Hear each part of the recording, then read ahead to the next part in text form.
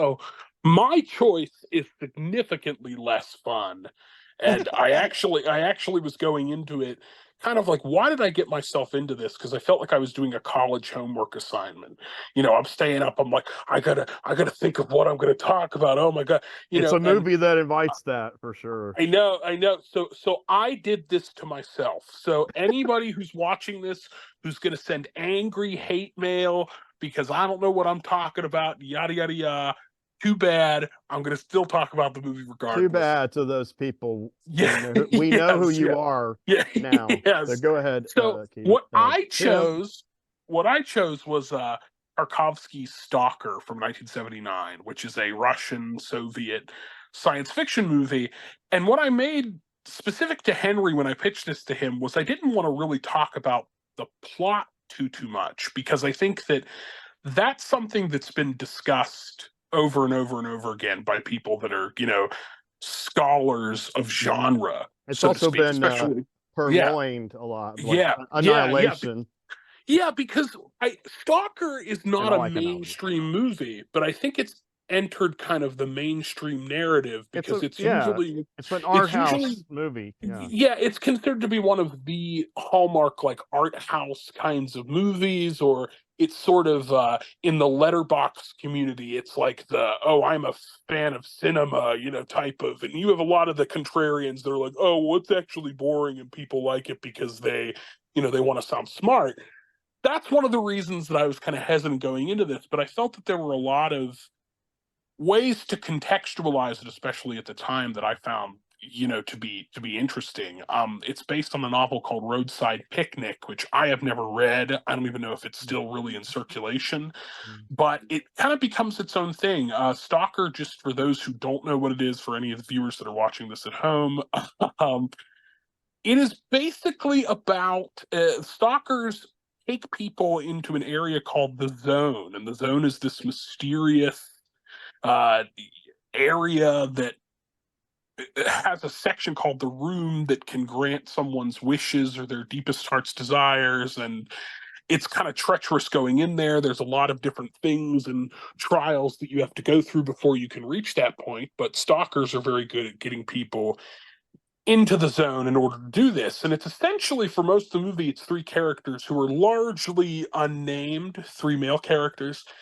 And what becomes interesting about this as a science fiction movie is it's not your typical, like, some trippy imagery and alien invasions or robots or this kind of thing. I mean, there is trippy imagery, but it's a much more provincial science fiction movie. They're when they're in the zone very much kind of looks like countryside, and it's a lot of like grass and these sorts of things, which is unique, I think, for a sci-fi film like this, because even in the 70s when this came out, they were still doing very trippy, surrealist, and this is surrealist, but it's to a different degree. It's not Well, a I think that's part of what it's makes it yeah, yeah, artsy. So yeah, is that yeah, it is mundane on yeah, set locations, but it's yeah. the way he shoots it and the music. Yeah. He heightens the mundane, I would say, in a way. It's kind of like it's kind of like some of those great paintings that you can see it kind of initially as mundane, but it really kind of heightens the medium. And to an extent, the actual kind of pitch of the story, I think, sounds a lot more like a fantasy film than a science fiction film. But it really is science fiction because of, I think, the themes that carry through it. I actually kind of compare it, at least visually, at least that little first chunk of the movie, in a lot of ways. It's kind of like Eraserhead, like where the stalker lives in the beginning of the Mm, movie, which is yeah. derelict, and you're not really sure what time period it is, or Colors are anything like. washed out and Yeah, the colors are washed out. It's industrial. There's a lot of that kind of imagery. So it's not really exactly like Eraserhead, but it reminds me of that. And then once they get into the Zone, like I said, it heightens realism or kind of naturalistic imagery into something that feels a lot grander and kind of dreamlike, but not quite. I mean, he's really kind of towing the line between surrealist imagery and very naturalistic imagery. But what I ultimately think is really interesting about this, and why I like to contextualize it with 70s sci-fi, I think that I was talking about this a little bit earlier. The best science fiction is humanist, and talks about very human ideas and human themes, and that's what Stalker is ultimately about. It's about what makes us human, and what are our human desires, and what is the ultimate goal as a human being. There's a lot of philosophical, like the meaning of life and the Yeah, meaning the of three art. guys. Yeah. Yes, and a lot of and I morally I want to be a vegetarian, but I would like to eat a big juicy steak, he says at one point in Right. the Right. movie. And it's kind of like sci-fi by way of Samuel Beckett. I always tell people it's Well, sort of like the Waiting for Godot of science yeah. fiction movies. Yeah, go ahead, Henry. I would say I don't know if you want to give away the ending. I won't give it away unless I I'll wasn't going let to you. give any spoilers But to it, but if you see the last minute of it, there's no question that it's science fiction. oh yeah, well no, absolutely. I'm Yeah. not debating whether or No, not no, it I is know. or I'm just isn't, saying but if anyone watching it is kind of like, mhm. okay, they went into the zone and they're so what's going on? Yeah, You have to and watch it carefully. even that last little minute, I think, like the rest You of the have, movie, it's very ambiguous, you and I don't think it is a bit, but well, I it's think so short. yeah, It's such a yes, it's a, yes, it happens so hmm it's like, okay, yeah, it's real. But hmm you have to watch it a bunch of times before you yeah. Well, get the I flow mean of it. ambiguous. I mean ambiguous in the sense that when I initially was trying to sit down and think about, okay, what are some of the sci-fi tropes that are in this movie? Well, that's kind of the ambiguous part of it, because it's very much in the vein of sci-fi, but it's not doing the kinds of stuff that a lot of sci-fi, especially at that time, was doing.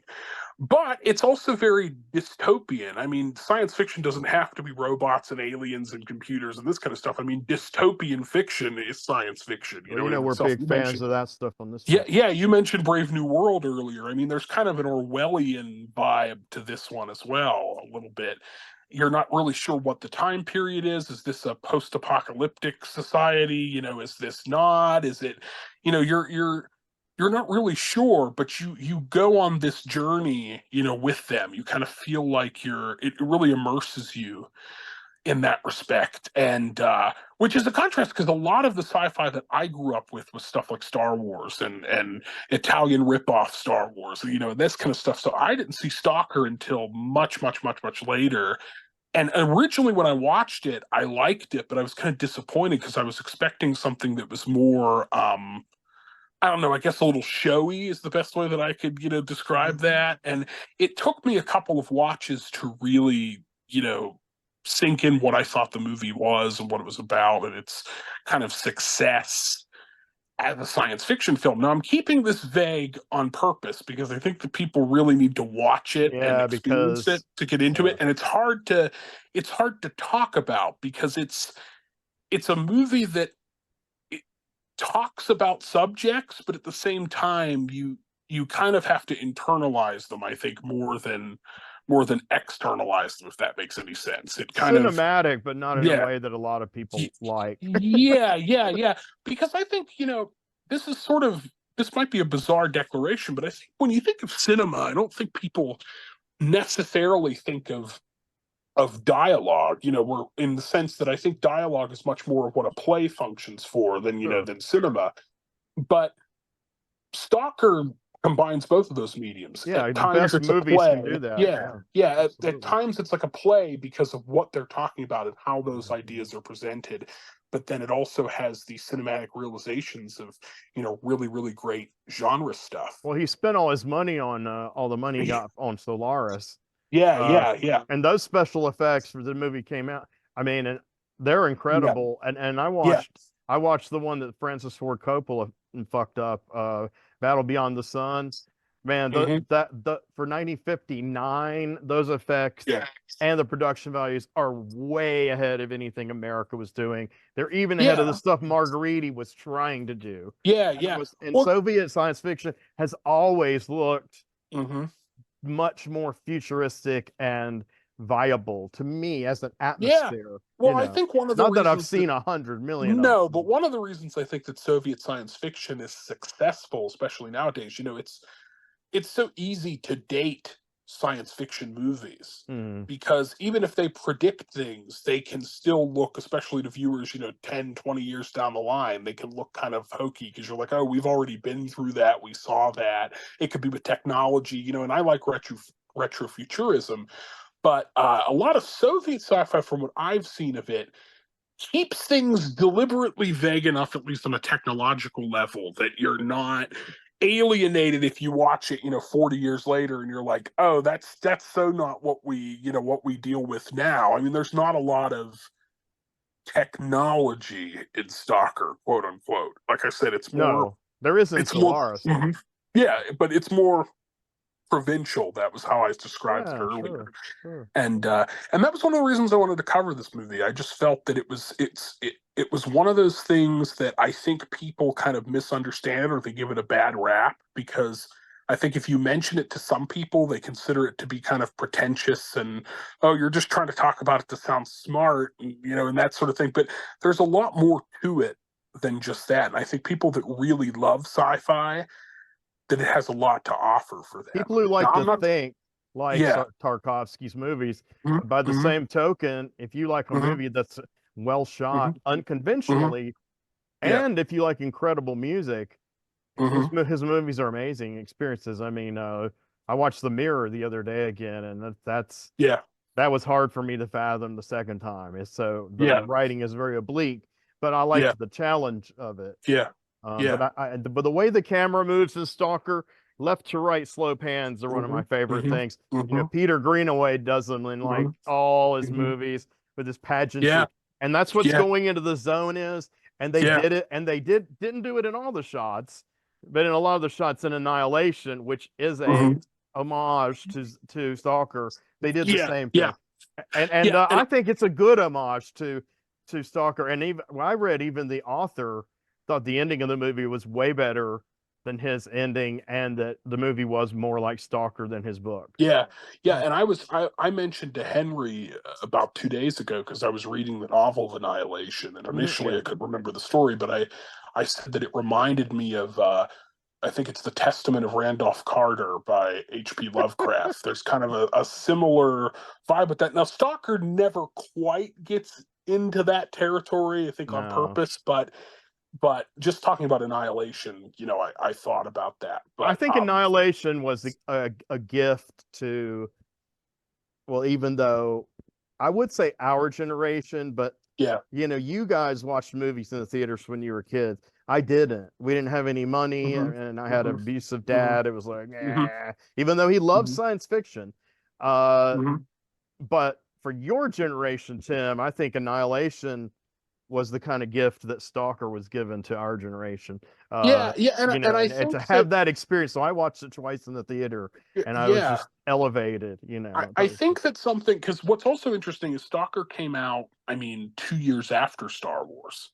So it's Mm, not even the movie. I mean, they're literally apples and oranges to each other. yeah, yeah. But it's the kind of thing that you'd expect a movie like that, especially something that's European, to kind of fall more into that flavoring and be like, oh, well, we have to make this more like Star, but it's completely its own thing. It feels more along the lines of something from the late '60s, or the early '70s. It's more Uh, about the ideas and the way they're yeah, executed than the yeah, budget or the yeah, yeah, futurism yeah, or militarism. hmm, yeah, Uh, and absolutely. that's the kind of movies that I wanted to talk Hmm. about. And that's one of the reasons that I think a lot of people get alienated by sci-fi in general. I mean, there's kind of that, even all the way back with 2001, there was kind of this idea that sci-fi was this cheap genre, and I think that Stanley Kubrick said, like, I want to make a good science fiction movie, that type Yeah, of thing. he And upped the bar. when yeah, Um, yeah, when you see stuff like Stalker, it really shows you what is possible in that genre. I think that it's not just kind of silly, names and laser swords and spaceships flying around. They can actually be about very deep philosophical, kinds of topics. Anybody wants to watch it, it's on HBO Max. I think it's also on YouTube as well. So, and I have the Blu-ray, the yeah, Criterion, which yeah, I is do too. excellent. But I but yeah, and like I said, significantly less fun than what you guys are talking about. But still, I think Not it's to me, more. Stalker. but I'm a weirdo. What do Yeah, you want to well, say, yeah. Keith? I think I have an explanation for why it wasn't as space lasers and spaceships Well, because it's 2 years Russia. out, 2 years after Star Wars, It's Russia. because the Soviet Union did not Yeah. get Star Wars till Oh, 1990. oh, Mhm. well, not surprised. Yeah, Not so surprised. it was the under the wall of the Soviet Union. That movie Yeah. never made it to the theaters until the wall came Yeah. Well, you know or those Yeah. around that time. those brothers who wrote Roadside Picnic, Yeah. they also wrote a huge property, not like Star Wars or anything, but I mean multiple novels that are in the same continuity, and you would know them if you heard them. Yeah, you would all know what I'm talking about. But anyway, they wrote another major one that's even more that was more commercially successful, at least I mean in Russia than Stalker, and more well known among science fiction people back then. But they the Russians' influence wasn't they weren't rip-off artists like the Italians. No, yeah. They were incestuous. They were feeding off Yeah. themselves, and what that was feeding off was literary science fiction. Yeah, You yeah. know, Because Soviet stuff, I mean, this movie is very much, it's almost like a Dostoevsky, type of work or yeah, I something really like want to that. I read mean, the Arcades. they are really honing in on great, Russian art and Russian literature to tell this story with a little bit of a genre twist. I mean, you could almost tell this story without any science fiction elements, and I think it would still be successful. But the sci-fi elements really kind of bring the zest, to it. And that's one of the reasons I like it. It's definitely a movie that I've shown to people that some of them really like it and some of them think it's really dull, but but I think it's rewarding at the end of the day. I'm going to Yeah, tell you I real. like that. I like that. Yeah. I that little bit of it not necessarily being sci-fi or needing to be, but is. Because that's also what I like about Groundstar. And that the sci-fi aspect is mind wiping and It always plastic comes back to surgery and all that kind of Groundstar stuff. for you, And Keith. I'm It just always saying, comes back to it's to Groundstar. keep everything going here. It's like, yeah, it's similarly like that. It's like that story didn't need to be necessarily a science fiction movie. They could have probably written Hmm. it up in different ways. Hmm. But no, it winds Hmm. up being slightly in the future, slightly advanced tech, doing these weird things. It's just enough to make it sci-fi, but it didn't necessarily have to be. And I similar to what I think you're saying here is like this movie didn't have to be or have to have the Well, sci-fi aspect. isn't So it interesting that you watch films that are, from the Soviet Union and you see how everything is very kind of rustic and secondhand almost is the best way I could describe it. But you look at a lot of America now and a lot of like American films now, and it's kind of the same, but it's kind of gone into that vibe for us over here. And yeah. I think the themes that Stalker's talking about, that's sort of like putting aside your individualism, for what is truly right and what truly mm, makes a difference for society and things like that. That's something that in a lot of ways is radically anti-American, I think, in terms of what people consider that to be.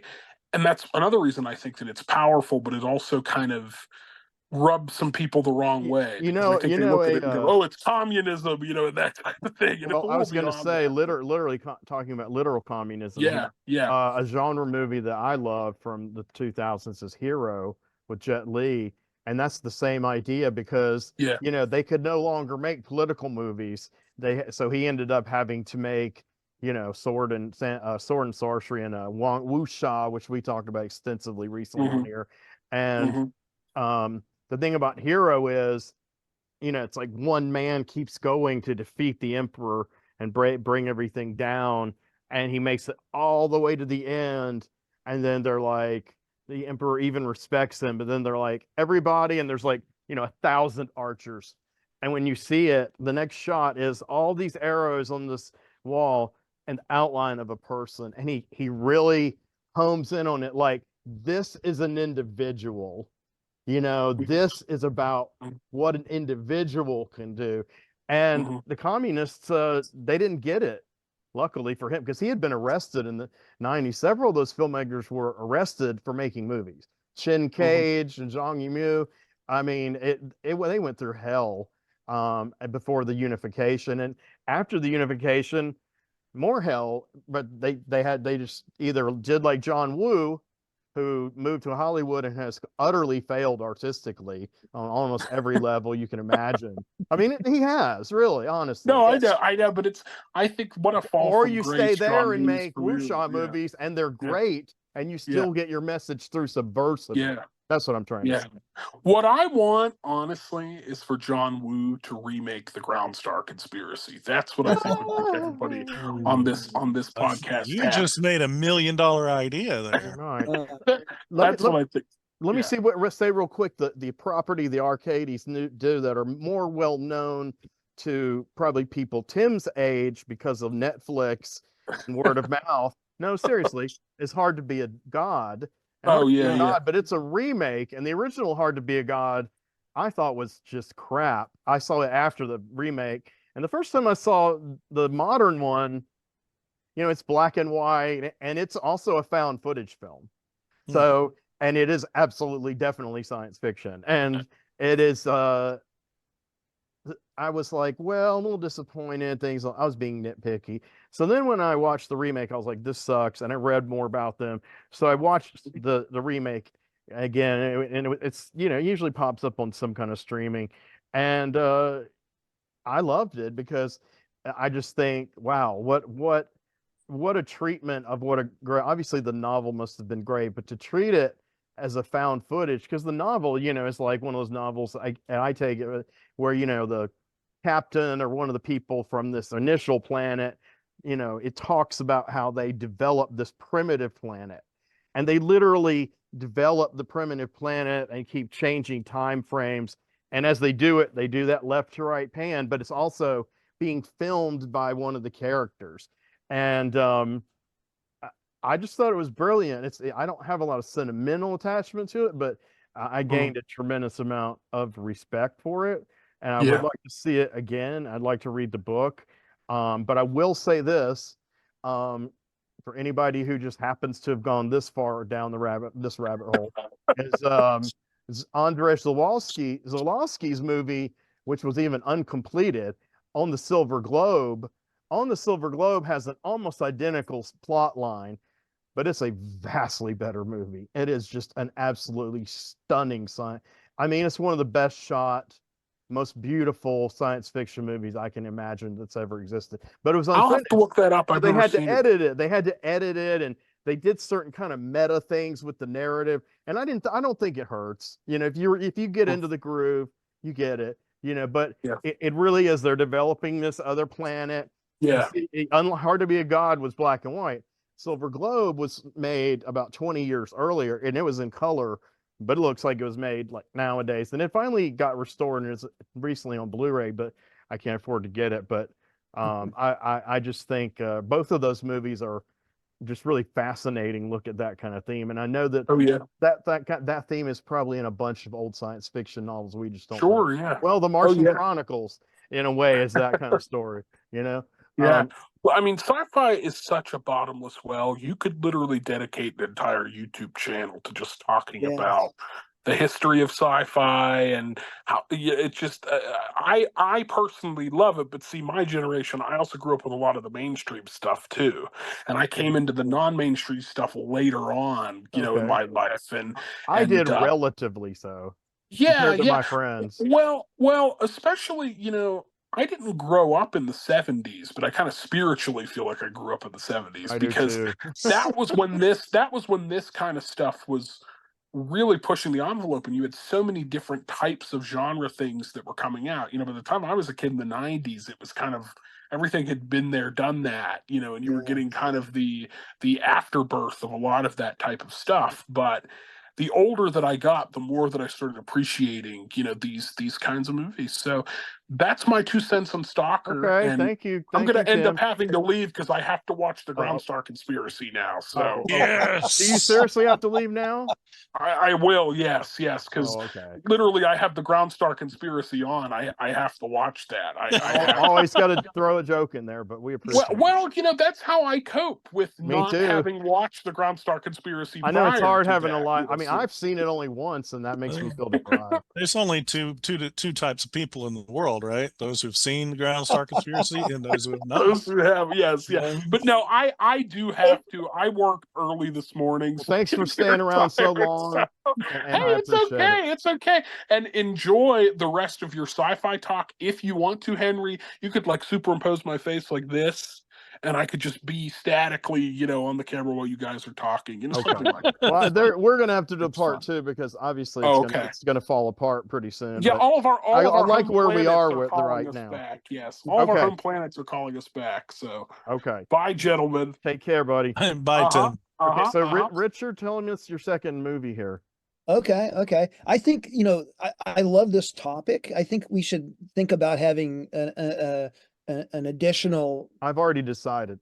Yeah, I think that I have some other Usually ones I'd like to Kaylin, think usually about. Kaylin is the one who says that way before I do. She's like, okay, there's going to be a part 2, on the air without Well, I think consulting we're any of onto us, and we're something. like, okay.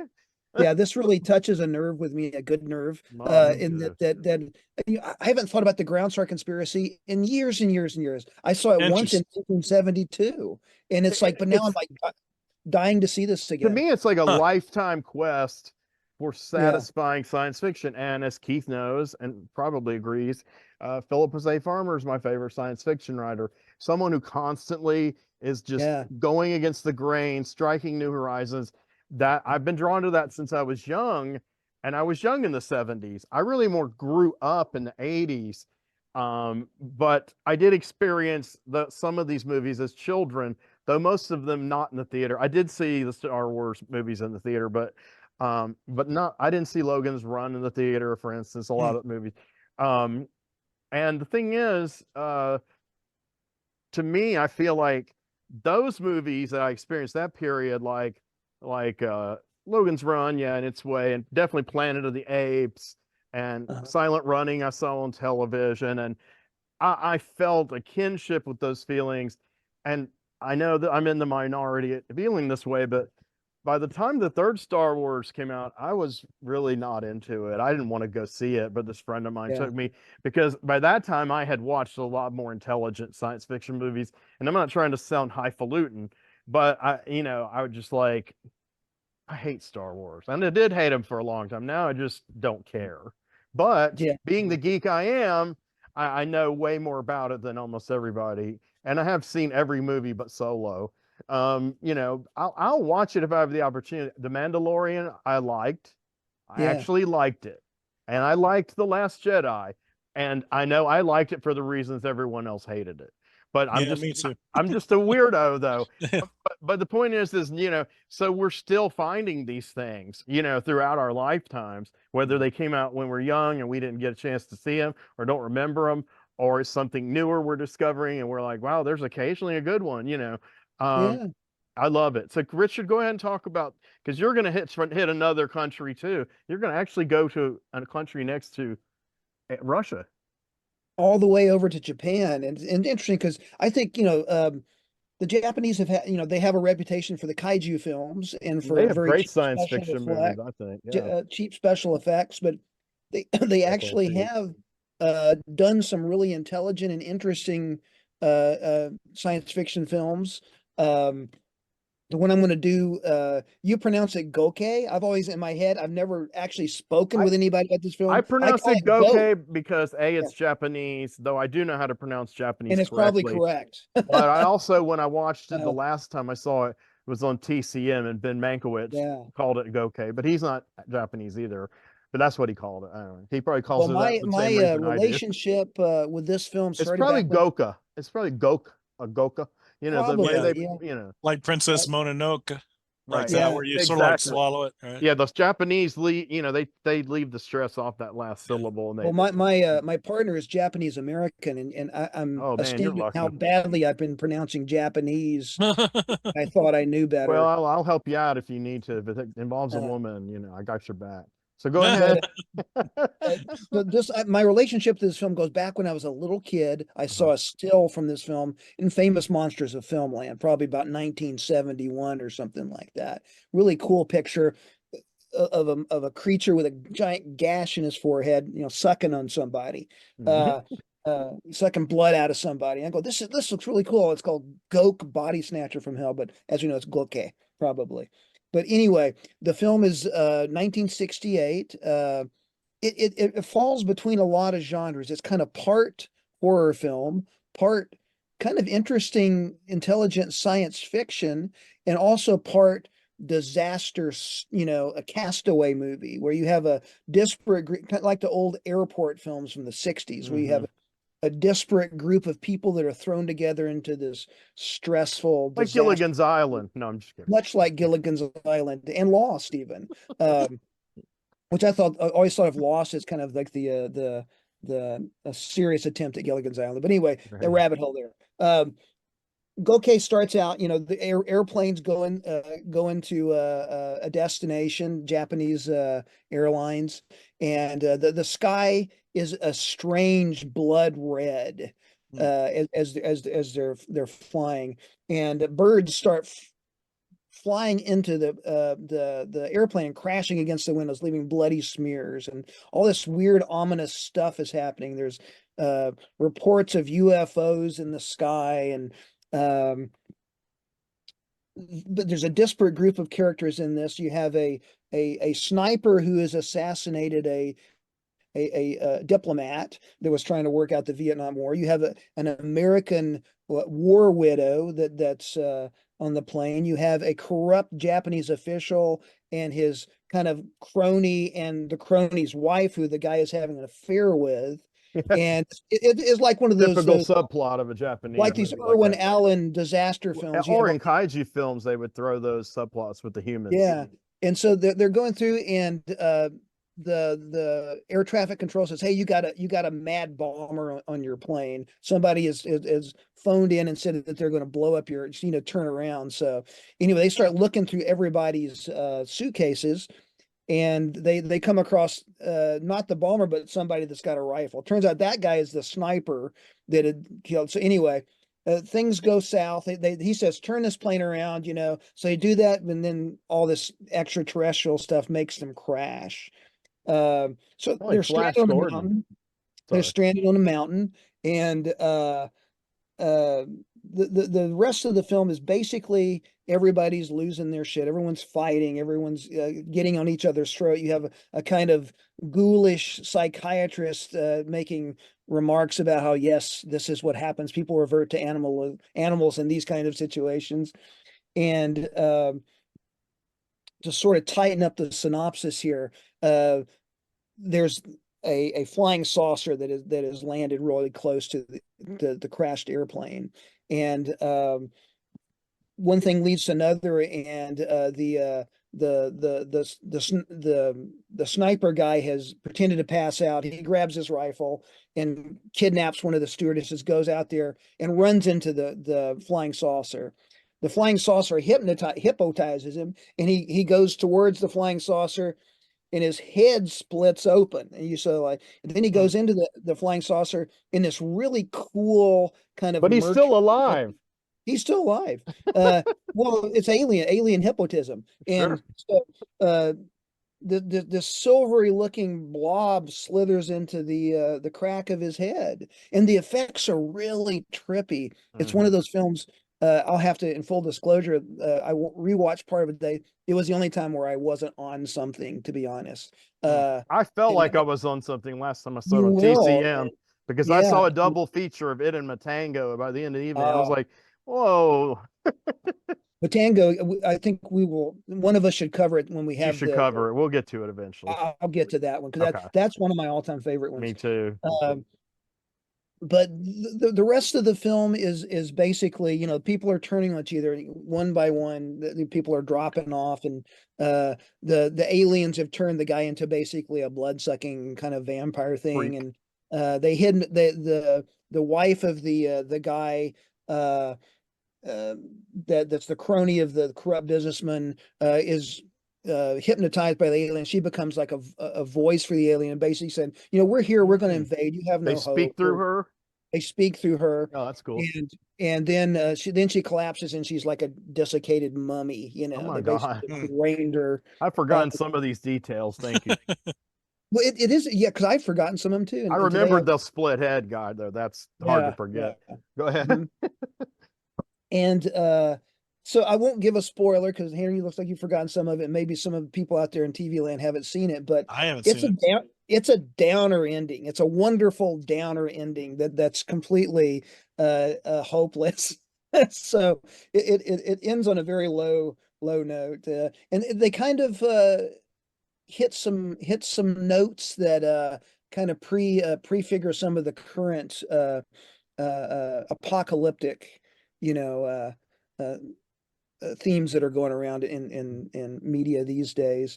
But I Mhm. give it a recommendation. It's not for everybody. Again, it falls between so many different genres that some people are probably going to be disappointed on some level. But I actually like it a lot. I was We're all about hybridization of genres here. David I Bowie David Bowie said in an yeah. interview in Seconds magazine, coincidentally Seconds magazine in 2002, that was the best rock interview magazine when it existed. And he Uh-huh. was like, the key, and this is when he was going into doing a lot of visual art, and I really liked his visual art. And he said the key to the future of art is total hybridization of genres. And I mean, that's a simple statement, but I think I've quoted it to every halfway intelligent person I've ever known Uh, because I believe as those 20 years have gone by and I'm seeing it more happen, I agree with it and I see it in my own work, you know, and so yeah, I appreciate that. You know, sometimes you want a pure experience, but sometimes you want something yeah. that crosses the line, you know. Well, I looked up the director. His name was Hajime Sato, and I looked at his resume, and I didn't really recognize or know any of the other films he had done. Looked like he had a career in TV. In fact, this film was apparently loosely based on a live action TV series Hmm. called GOKE Midoro that was done in 1967. And I looked for some information about that. I couldn't find any photos or any information about Is that there a series. sequel to Goke? I don't think there's a sequel, Okay, but it was done I by didn't a know. production company that did a lot of Japanese live action series, like some I've heard of, like Golden Bat and things like that. And they also did anime. So uh, Tokusatsu. yeah, Tokusatsu series, TV series. yeah, Something we exactly. didn't have in America. In America, we didn't grow up with superhero TV shows as a normal thing. Now, But Japan did all the way back to the mid 60s. It was sort of just a slight segue into, but also connected. When I was a kid, my father would speak at seminars, and the family would accompany him, and so Mhm. we went to a lot of towns. And back in those days, everybody didn't get the same TV series. You know, you had syndicated shows Mhm. locally, and so. But I remember once running across Johnny Sacco and his flying robot. Have you heard of Yeah. that? Of Oh course, yeah. I've Oh And seen yeah. that that. blew my mind. That blew Oh, my I mind. love it. I was very into Godzilla, and I was just like, I didn't know such a thing existed. Which, Hmm. you And know, the was other, one of the early, you know, what they called that genre mecha. Well, I don't know if yeah, you do yeah. now, everything's moving so fast with anime, but yeah, for many years that genre was mecha. Like Mazinger, Great Mazinger was one of the great characters of mecha, and you know, he was one of the Shogun warriors. You'd know him immediately if you saw him. Uh-huh. But he And the was, first anime I ever saw was a series called Eight Man, and I yeah, saw that's that a good one seven. too. I'm about to rewatch that on Tubi. Yeah, I could sing you the theme Or song. watch it. I Prehistoric haven't creature ever came down really. from outer space, created by the Martians to destroy the human race. Tubi has 29 I know this stuff. seasons of Ultraman. I mean, Wow. they combined the original. They combined Ultraman, Ultra Q, and anything later that was called Ultraman. And I'm like, I don't personally agree with them doing that because it's widely disparate. But have you ever seen Ultra Q? I have not seen So Ultra that's Q. 1966, black and white, and Hmm. that's the beginning of the whole Ultraman cycle. And that's some really good science fiction. It's fun. You know, it became a formula after a while Hmm. with Ultraman, with the Science Patrol. But in this one, it's like a real movie where there's a real threat, and Science Hmm. Patrol are like credible. You know, there's no Ultraman. Hmm. Ultraman's not a character. You know, they allude to some of the ideas. You know, but after Ultra Q ran one season, then they went to Ultraman, and then they went next season to Color Ultraman. And then, of course, I did grow up with those repeats. I Well, didn't these days we're understand them, very but I liked them. lucky because you can find most anything.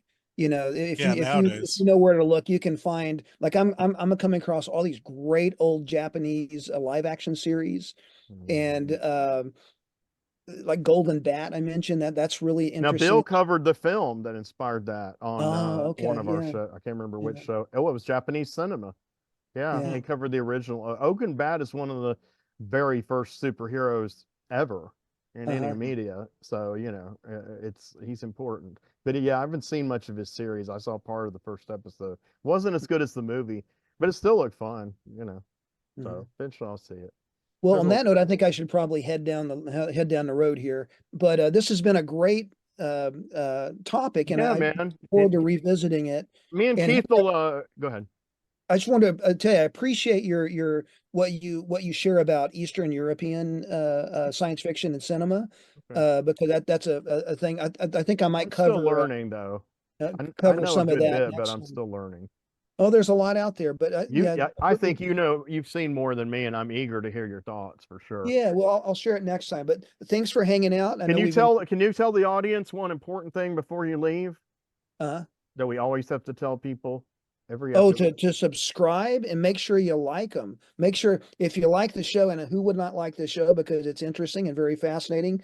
Uh, in all seriousness, I feel very honored to be amongst the people on this show because Thank everyone you. has a vast knowledge. I feel like most of you know more than I do, but Henry, you're saying you think I know more than you do, but I think we're learning Everybody's from got each other. different areas of strength. Yeah.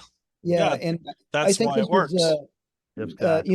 a very valuable service that we're doing because uh, a lot of like you said a lot of those Marvel stuff's covered to death, the DC stuff, the Star Wars stuff, Star Trek, it's all covered to death. So this I I think that, appreciate you saying that to yeah. us, me and Keith, and also to the audience because uh, we have come under some fire in the last few days, and you guys know about part of it, but there was more yesterday that came my way, and Hmm. it was rather unpleasant. And so to hear someone inadvertently refute all of their negative comments makes me Mhm. feel good. I hope the audience will agree with you.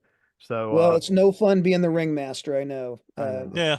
Yeah. Being the But I adult got to the take cool the hat herd like of Maynard cats. Tilbert, Tybalt. Oh. Oh, really? I thought you were being Rembrandt. Well, El Topo was my original thought, and then Django. But all right, good night, Richard, Night. All right. and I guess we'll say good night to everybody. Uh, Do you yeah. want to And stay on, Keith, or I'd talk? like to stay on because I want to talk to you about a couple of things Okay. regarding this that the rest of the world's not going to care about. Okay. Okay. All right. Take care, Well, guys. I'll see you next good time. night. All right, Take bye. care. Looking forward to more, man. All right.